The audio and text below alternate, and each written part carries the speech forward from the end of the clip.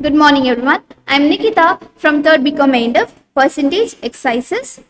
Question number 11. Express 27% in decimal.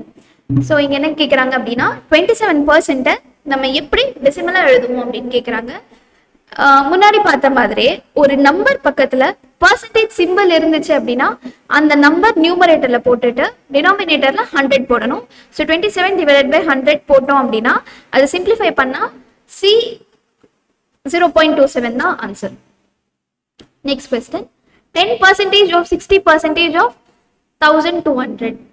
So, இங்க என்ன கேக்குறாங்க அப்படினா 1200 ல இருந்து 60% ல இருந்து 10% எவ்வளோ அப்படின்னு கேக்குறாங்க. So, இந்த மாதிரி question வந்துச்சு அப்படினா ரிவர்ஸ்ல இருந்து வரணும். First நம்பர் கொடுத்திருப்பாங்களா அந்த நம்பர்ல இருந்து நெக்ஸ்ட் என்ன % இருக்கோ அது கண்டுபிடிக்கணும். அதுக்கப்புறம் என்ன % இருக்கோ அது கண்டுபிடிக்கணும். ஸோ ஃபர்ஸ்ட் 1200 ல இருந்து 60% கண்டுபிடிச்சா நம்மளுக்கு வந்து 720 கிடைக்கும். அந்த 720 ல இருந்து 10% கண்டுபிடிச்சோம் அப்படின்னா நம்மளுக்கு 72 கிடைக்கும். So answer option B 72. Next 55% of 4/11 of 2000. So இங்கேயும் ரிவர்ஸ்ல போகலாம். ஆஃப் கொடுத்திருந்தாங்க அப்படின்னா மல்டிப்ளை பண்ணணும் அப்படின்ட்டு அர்த்தம். ஸோ 2000 இன்டூ 4/11 போட்டோம் அப்படின்னா நம்மளுக்கு 727.27 கிடைக்கும்.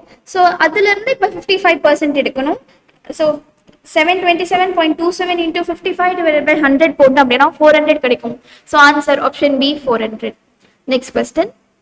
12 of 26% of 5/78 of 38% of 7/152 of 10,000. So இங்கேயும் ரிவர்ஸ்ல இருந்து வரணும். 10,000 ல இருந்து ஃபர்ஸ்ட் அந்த 7/152 எடுக்கணும். நெக்ஸ்ட் அதுல 38% எடுக்கணும். அதுல இருந்து 5/78 எடுக்கணும். திருப்பி அதுல இருந்து 26% எடுத்து அது 12 கூட மல்டிப்ளை பண்ணணும். ஆஃப் வந்தாவே மல்டிப்ளை பண்ணணும் அப்படின்னு ஞாபகம் வச்சுக்கோங்க. ஸோ 10,000 ல இருந்து 7/152 எடுத்தோம் அப்படின்னா 460.53 கிடைக்கும். இப்போ 460.53 ல இருந்து 38% எடுத்தோம் அப்படின்னா அப்ராக்சிமேட்லி 175 கிடைக்கும். ஸோ இப்போ 175 இன்டூ 5/78 போட்டோம் அப்படின்னா 11.22 கிடைக்கும். அந்த 11.22 ல இருந்து 26% எடுத்தோம் அப்படின்னா 2.92 கிடைக்கும். நெக்ஸ்ட் அதை வந்து 12 கூட மல்டிப்ளை பண்ணோம் அப்படின்னா அப்ராக்சிமேட்லி நம்மளுக்கு 35 ஆன்சர் கிடைக்கும். So answer option C 35. Next question. 15% of A is equal to 20% of B. Then 25% of A is equal to what % of B? So இங்க என்ன சொல்றாங்க அப்படின்னா ஏன்ற ஒரு வேல்யூ இருக்கு.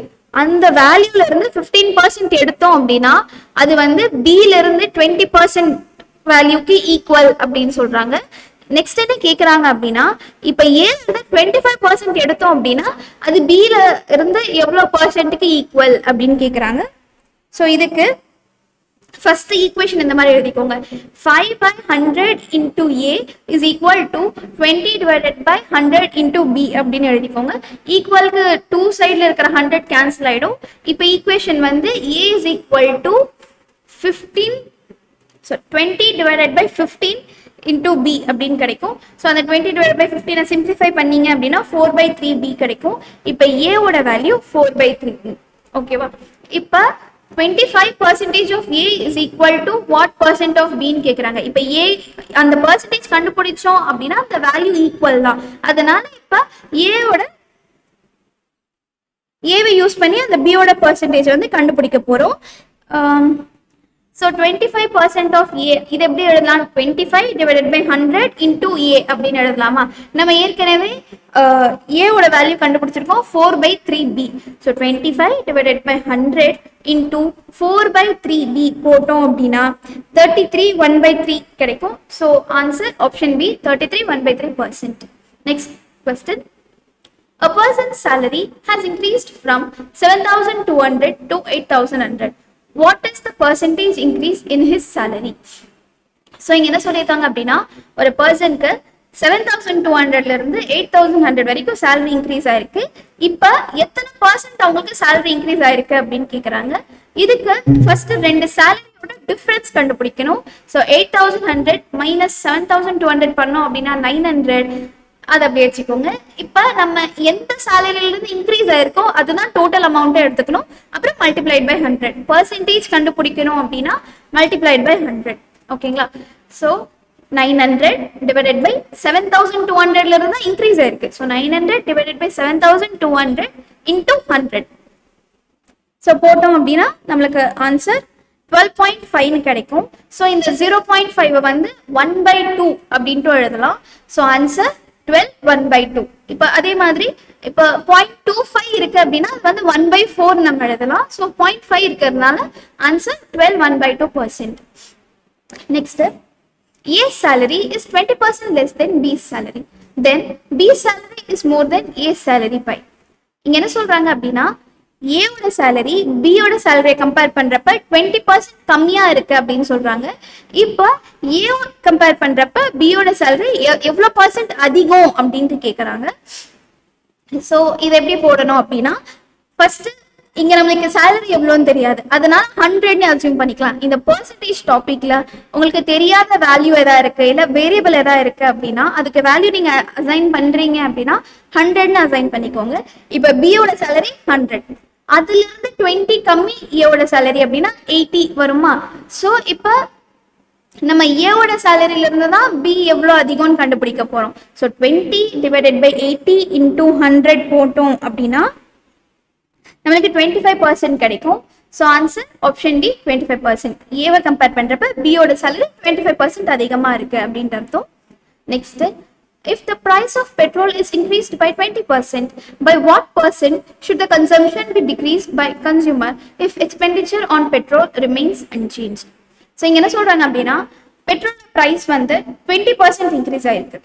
இப்போ கன்சியூமர்ஸ் அவங்களோட கன்சம்ஷன் அந்த கன்சம்ஷனுக்கு பே பண்ற பிரைஸ் வந்து சேஞ்ச் ஆகக்கூடாது அப்படின்னா அந்த கன்சம்ஷனை எவ்வளோ கம்மி பண்ணிக்கணும் அப்படின்ட்டு கேட்குறாங்க. ஸோ இது எப்படி போடணும் அப்படின்னா இங்கேயும் நம்மளுக்கு பெட்ரோலோட பிரைஸ் எவ்வளோன்னு தெரியாது. ஸோ அதை 100ன்னு அசியூம் பண்ணிக்கலாம். இன்க்ரீஸ் ஆயிருக்குன்னு சொல்லியிருக்காங்க 20%. ஸோ 100 + 20 அப்படின்னு போட்டுக்கலாம். இப்போ 20 டிவைடட் பை 120 இன்டூ 100 போட்டோம் அப்படின்னா 16.67 கிடைக்கும். So answer option A 16 2/3%. Next question, if A's income is 5/6 of B's income, then B's income is more than A's income by. இங்க என்ன சொல்றாங்க அப்படின்னா பியோட இன்கம்ல இருந்து 5/6 எடுத்தோம் அப்படின்னா அதுதான் ஏவோட இன்கம் அப்படின்ட்டு சொல்றாங்க. இப்போ ஏவை கம்பேர் பண்றப்ப எவ்வளவு % பியோட இன்கம் அதிகமா இருக்கும் அப்படின்ட்டு கேக்குறாங்க. ஸோ இங்க என்ன அப்படின்னா இப்போ ஏவோட இன்கம் வந்து 5/6 of B அப்படின்னு சொல்லியிருக்காங்களா. இப்போ B வந்து 6 இருந்தா அதுல 5 பாகம் வந்து ஏது அப்படின்னு சொல்லியிருக்காங்க. ஐ மீன் அதுல 5 பாகம் தான் ஏது அப்படின்னு சொல்லியிருக்காங்க. ஸோ இப்போ 5க்கும் 6க்கும் நம்ம டிஃபரன்ஸ் எடுத்தோம் அப்படின்னா நம்மளுக்கு 1 கிடைக்கும். இப்போ அந்த பர்சன்டேஜ் கண்டுபிடிக்கிறதுக்கு ஏல இருந்து தான் பியோடது கண்டுபிடிக்கணும். ஸோ ஏக்கு என்ன வேல்யூ கொடுத்தோம்? 5ன்னு கொடுத்தோமா? 1/5 இன்டூ 100 போட்டோம் அப்படின்னா 20 கிடைக்கும். So answer option C 20. Next question, 25% of what amount of money is equal to 121/2% of rupees 180? So இங்க என்ன சொல்லியிருக்காங்க அப்படின்னா இப்போ ஒரு பர்டிகுலர் அமௌண்ட்ல இருந்து 25% எடுத்தோம் அப்படின்னா அது எதுக்கு ஈக்குவலா இருக்கணும்னா 180 ருபீஸ்ல இருந்து 121/2% எடுக்கிறதுக்கு ஈக்குவலா இருக்கணும் அப்படின்னு சொல்லியிருக்காங்க. இப்போ அந்த பர்டிகுலர் அமௌண்ட் எவ்வளோ அப்படின்ட்டு கேட்குறாங்க. ஸோ இதுக்கு ஈக்குவேஷன் எப்படி ஃபார்ம் பண்ணலாம் அப்படின்னா 25 divided by 100 into X is equal to 12.5 divided by 100 into 180 அப்படின்னு நம்ம ஈக்குவேஷன் ஃபார்ம் பண்ணலாம்.